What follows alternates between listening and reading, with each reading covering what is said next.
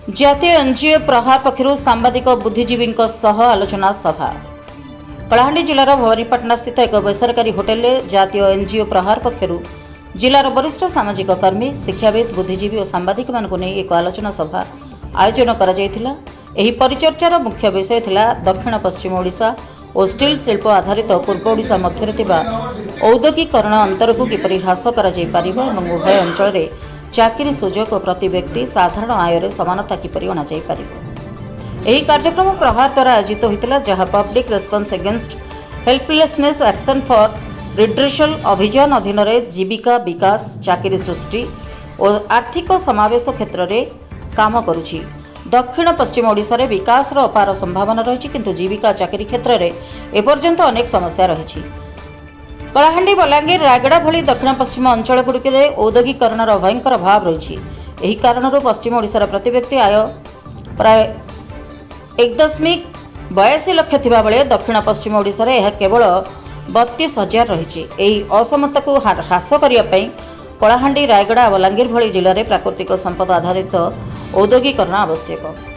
दक्षिण पश्चिम ओडिशा पाखे विश्वर द्वितीय सर्वबृहत बक्साइट भंडार रही और बेसरकारी विनियोग पर विशाल संभावना रही। यह अंचल विकास को त्वरान्वित कर चाकरी सृष्टि कर प्रवास को रोकीपर केवल सठिक सरकारी नीतिर आवश्यकता रही। सेमिनार में उपस्थित अन्य वक्ता माने एक स्वर में दक्षिण पश्चिम ओडिशा रे मिनेराल कृषि और कपास आधारित औद्योगिकरण तुरंत आवश्यकता पर जोर देते। से कहते पूर्व ओडिशार स्टील शिल्प जेपरी उन्नति आनी सेहीपरि कलाहांडी और रायगड़ा भली दक्षिण पश्चिम अंचल में औद्योगिक विकास होगा आवश्यक, जहाँ माध्यम एठारे मध्य चाकरी और स्वरोजगार समान सुजोग सृष्टि हो। डिस्ट्रिक्ट में कई पार्टनर्स के साथ, कई एनजीओज के साथ एक ये गोष्ठी की जिसका नाम है साउथ वेस्टर्न उड़ीसा में इकोनॉमिक और एम्प्लॉयमेंट की क्या अपॉर्चुनिटीज हैं, क्या चैलेंजेस हैं और क्या सोल्यूशंस हैं। बेसिकली हमने बहुत बड़ी डिस्पैरिटी एग्जिस्ट करती है ईस्टर्न उड़ीसा में और आपका साउथ और साउथ वेस्टर्न उड़ीसा में। ईस्टर्न उड़ीसा का पर कैपिटा इनकम 1,82,000 है।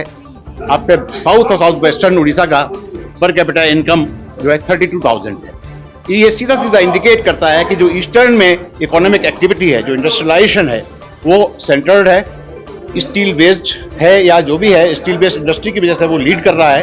और इस रीजन में, इस आपके कालाहांडी रीजन में, बोलंगीर में, रायगढ़ में जो ये वाला इंडस्ट्री है, यहाँ पर इंडस्ट्रियलाइजेशन कम है, एम्प्लॉयमेंट कम है और इकोनॉमिक अपॉर्चुनिटीज बहुत कम है।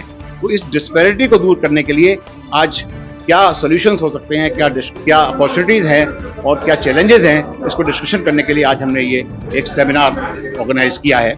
और इसमें यही निकल कर आया है कि इंडस्ट्रियलाइजेशन जो है एक सॉल्यूशन है, बैकबोन है आपके उड़ीसा की इकोनॉमिक डेवलपमेंट के लिए। और वो इंडस्ट्रियलाइजेशन किसी तरह का हो सकता है, मिनरल बेस्ड हो सकता है, एग्रो बेस्ड हो सकता है, और जहाँ जहाँ जिस पॉकेट में जहाँ जहाँ जो रिसोर्सेज अवेलेबल हैं उसके बेस एक इंडस्ट्रियलाइजेशन यहाँ पे हो। यही हमारे आज सेमिनार में सारे पैनलिस्ट का अल्टीमेट कंक्लूजन था।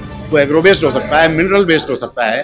कई लोगों ने हम यहाँ पे माना कि यहाँ पे मिनरल रिसोर्स एक स्टेट है तो mineral is the lowest hanging fruit. Agro किन्हीं पॉकेट्स में एग्रो का पॉसिबिलिटीज बहुत है, कॉटन का पॉसिबिलिटीज है, पाम का पॉसिबिलिटीज है।